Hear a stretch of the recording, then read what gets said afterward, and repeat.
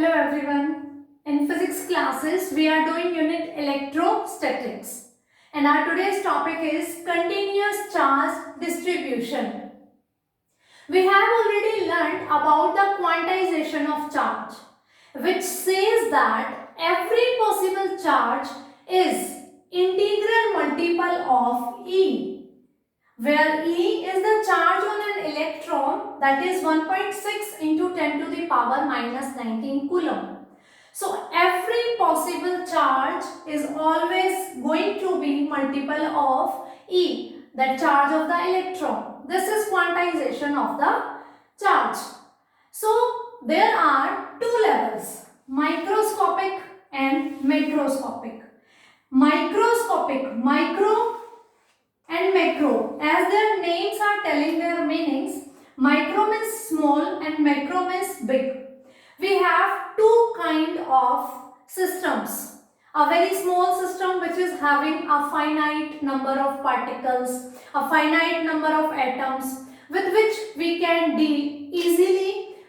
We can keep on our eyes on individual atoms. And macroscopic level, when we have a large number of atoms there, we are going to deal with a continuous distribution. We cannot distinguish, yes, this one is the first atom, this one is the second atom, there are 25 atoms and this much electrons. Means when values are going to be on a large scale, that is the macroscopic level. And when we can deal discretely with small number of things, then that is the microscopic level. So this quantization of charge is easily applicable to this microscopic level. But if we are dealing with macroscopic level, in which we need to deal with a large number of atoms, we can't judge the presence of different atoms and different locations. Suppose we have a road, conducting road, okay, and on that road charges are available. Then on that road we cannot distinguish different atoms, different charged particles discretely. We can say that yes, this is a conducting road and charge is uniformly distributed on this road. So this is the topic, continuous charge distribution. When we cannot differentiate different atoms discretely, we have continuously uniform charge distribution. That is our topic, continuous charge distribution. Then according to our dimensions, we are dealing with 1 dimension, 2 dimension and 3 dimension. In 1 dimension, we have a linear line, a straight line or a curved line in which uniformly charged is distribution. For 2 dimension, we have a plane with us on which uniformly charge is distributing. And in 3 dimensions, we have a volume in which the charge is distributing. So, how we are going to calculate their charges, that how much charge this road is having, how much charge this plane is having, and how much charge this cube is having. So, we have 3 kind of densities which are going to help us to calculate the charges in 1 dimension, in 2 dimension as well in 3 dimension. The first one is linear charge density. Linear charge density, which is denoted by lambda. The second one is surface charge density, which is denoted by sigma. And the third one is volume charge distribution, which is denoted by rho. When we are dealing with one-dimensional concepts only, when the charge is distributed on a linear line, on a single line or a curve which can be sorted out by using the 1 dimension, then we are going to deal with this density, linear charge density, and that is given by like this, charge per unit length. We can calculate. Suppose we have taken a small length let its length is capital L. We are taking a small length delta L. There charge delta Q is present. Then charge per unit length is known as linear charge density. Similarly, for the second dimension, we are taking a small area delta S. Suppose delta Q charge is present there. Then surface charge density sigma is defined as charge per unit area, is known as surface charge density. If we are dealing with 3 dimensions, we are taking a small volume like this and delta Q charge is present here. Then for 3 dimensions, charge density is volume charge density. This is denoted by rho and it will be given by delta Q upon delta V. We are dealing with macroscopic level where there are a large number of charged particles are there with which we have to deal. Okay, and we cannot differentiate them. We cannot identify them separately, discretely.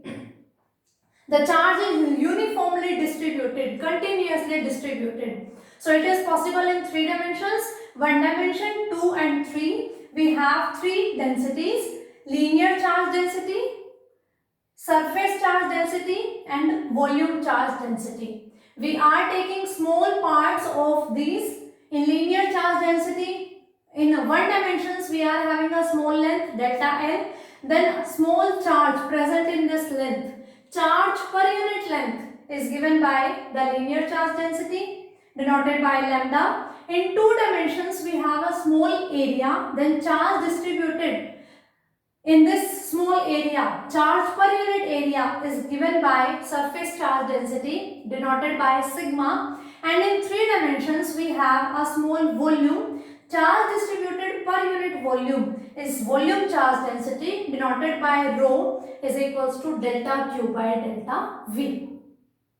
So the continuous charge distribution we are going to deal at macroscopic level. In microscopic level we can identify discretely, we can deal with the different atoms. But if we have a plate on which uniformly charge is distributed, that is 2-dimensional example, so we are going to deal with this surface charge density. So this was the about densities. If we need to calculate total charge Q on this line, on this plane and in this volume, what is the total charge present on the given sample? So how we are going to calculate this? If we are having a system of charges at microscopic level, what we were doing, we were adding them. Vectorially we were adding them. Q1 plus Q2 plus Q3 plus Q4 up to so on. It depends on the number of charges present in that system. Vectorially we were adding that. We have done already the basic properties of charges. So if we have a system of number of charges, how can we calculate the total charge? We are going to add vectorially all the charges present there. But if we have continuous distribution of the charge, how we are going to calculate this charge? There are two things. If we have discrete values and if we have continuous distribution. For addition, if we want to add the things which are discrete, then we are using summation in mathematics. And if we have continuous distribution, you cannot classify this one is the first, this one is the second one, this one is the third one. If you cannot categorize them, classify them, differentiate them, that is a continuous distribution. And if you want to add them, then you are going to use integration. Summation and integration both are used for sum, for addition. Summation is used for discrete values. Suppose you have x10, x1, x2, x3, x4, x5 up to x10. You need to add them. You are going to use summation like xi, I running from 1 to n. For discrete values, we are using summation for addition. And if we have continuous distribution, then we are going to use integration. So, we need to calculate total charge in the 3 dimensions. For the first one, from here, I can calculate delta Q is equals to lambda into delta L. I can write delta Q is equals to lambda into delta L. In surface charge distribution, when we have 2-dimensional distribution of the charge, then charge is given by sigma into K delta S.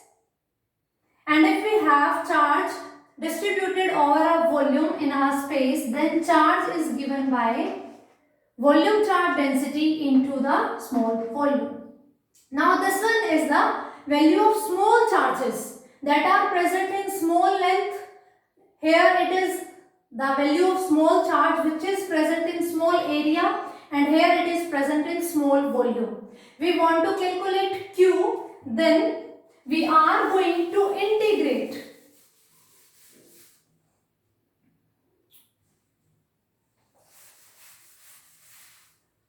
Q will be given by the integration of delta Q. Integration means sum.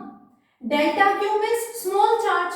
We have taken small charge on a small length. Similarly, we can take so many lengths.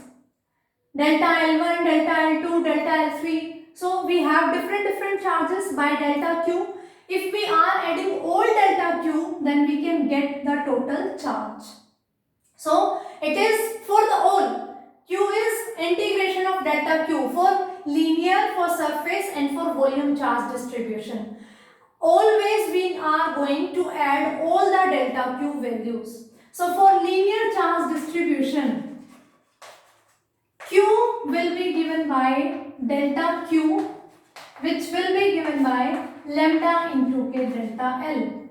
Obviously lambda is a constant, that is linear charge density, charge present per unit length, and delta L is the length. If we need to integrate, we can integrate it from 0 to L. We are starting from here and we are going to end up with the total length L. So we are adding values from 0 to L. We are starting from here and we are going to end at here. For surface charge density, Q will be given by integration of delta Q, that will be sigma into K delta S. 0 to S, total area. Similarly, for volume charge distribution, we can also calculate total charge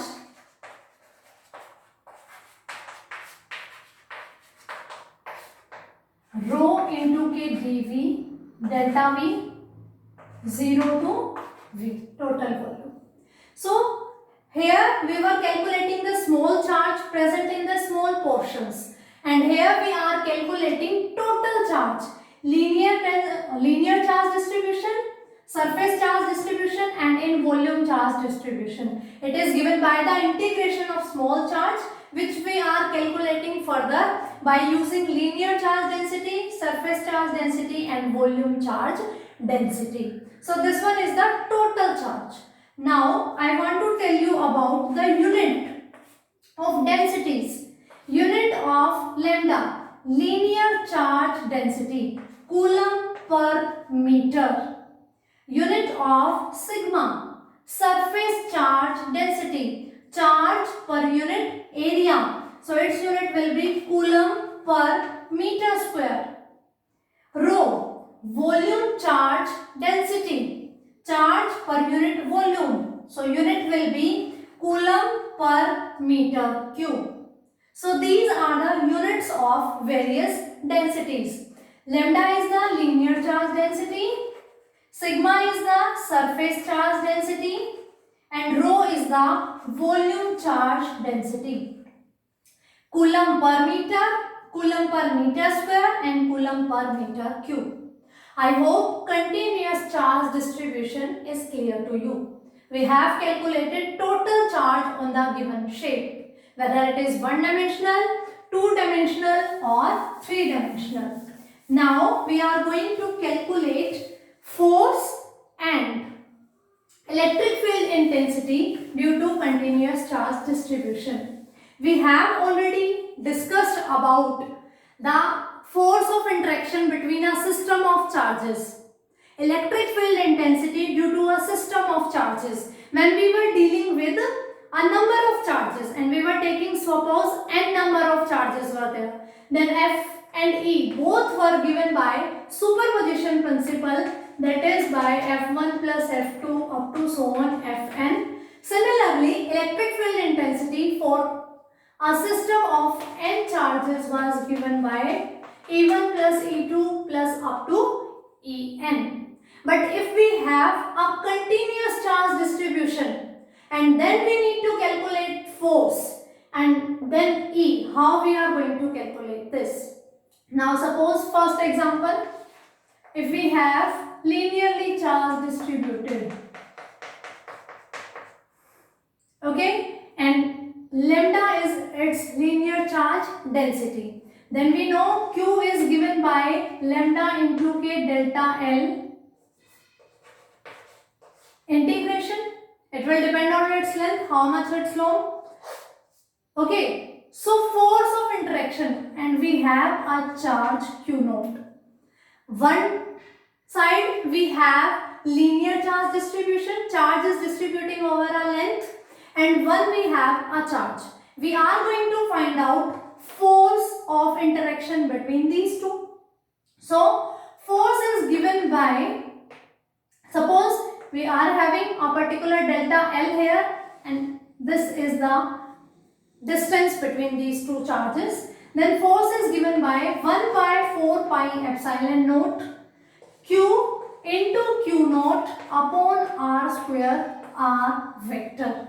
Of course, it will depend on the nature of charges. If both are positive, they are going to repel each other and the direction will be that side. So this direction of R will give the direction of force. And according to Coulomb's law, force of interaction between two charges is given by 1 by 4 pi epsilon naught Q naught upon R square, distance between them, into R factor. Capital Q is charge, total charge on this, and Q naught is that charge.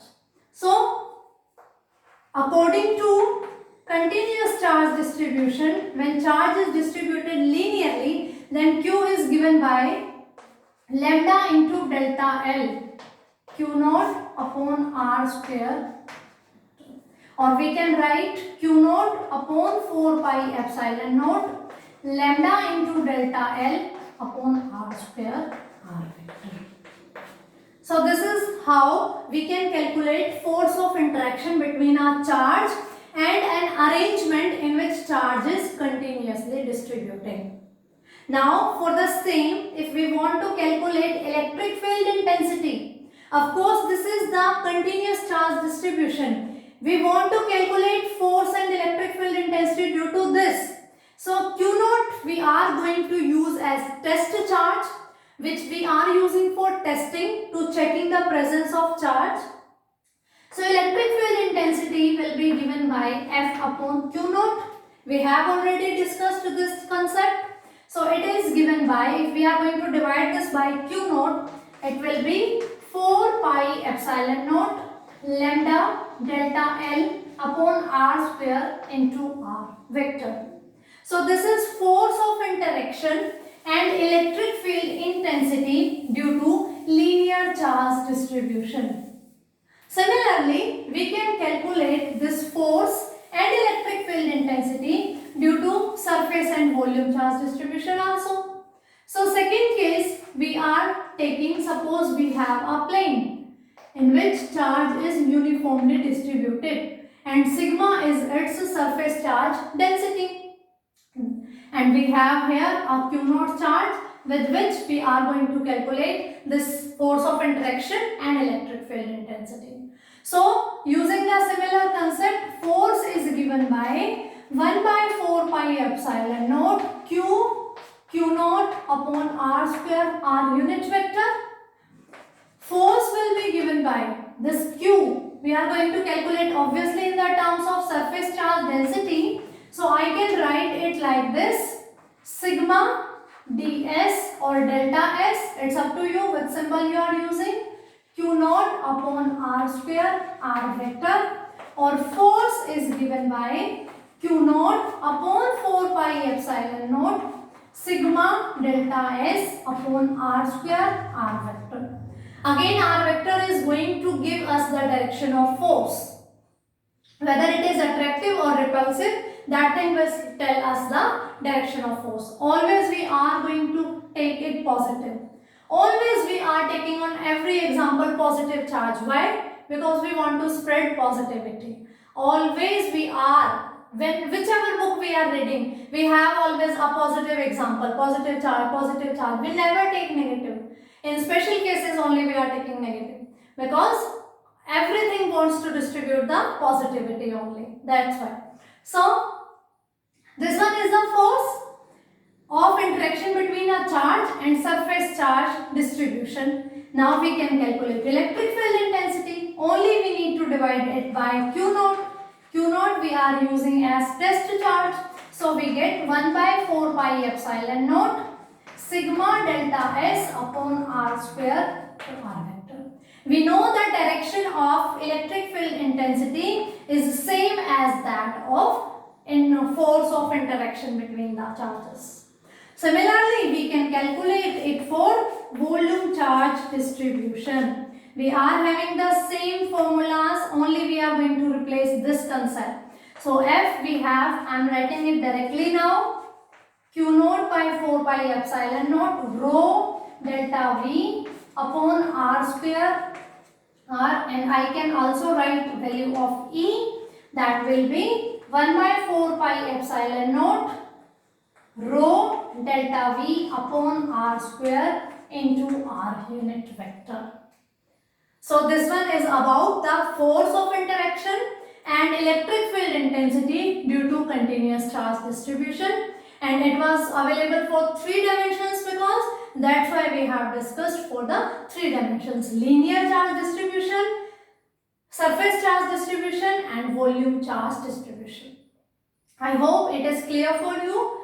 You are going to listen this video again and again. At the end, obviously, you are going to make this concept clear in your mind. So for today, it's sufficient.